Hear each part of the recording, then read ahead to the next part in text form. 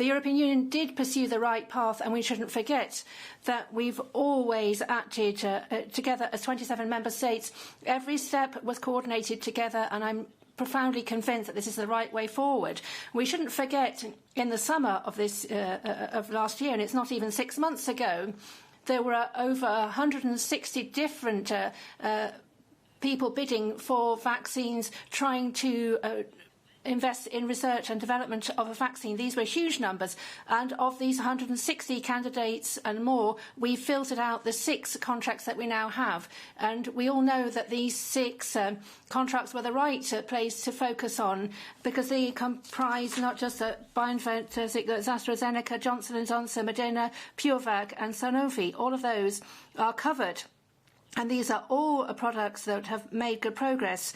Secondly, together we have taken the right course of action. Back in the summer, the European Commission looked at all the contracts which the member states were engaging in, and right from the outset was involved in building up a production capacity for the vaccine, investing in that. If we hadn't do that, we wouldn't have these huge numbers. They wouldn't be possible. You have to invest in capacity building so that in this situation, once vaccines are successfully developed, the millions of doses can be manufactured quickly.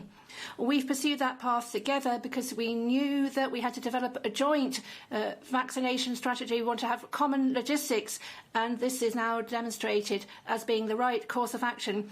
With BioNTech and Pfizer today, we would not have been able to agree on doubling the number of doses if in summer we had not invested in building capacity. The European Investment Bank issued a loan of over 100 million.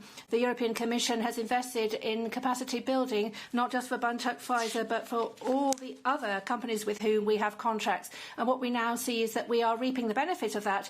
I'm very much convinced that this European course of action was the right one, and I think that will be proven in hindsight as well.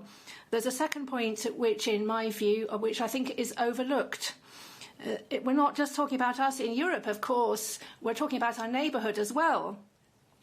The idea is that in the situation where we look around ourselves in our neighbourhood, we should make it possible for our neighbours to receive vaccines. That is, those countries which don't have the financial resources, they need our support and assistance. And if you look at the shape of our portfolio today, these 6 different contracts that we have in place, if they are all effective, then we have an overall volume of 2.3 billion vaccine doses.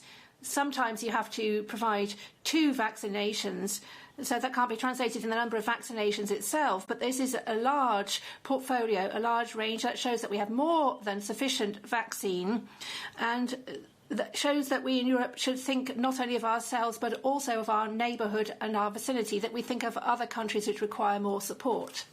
Thank you.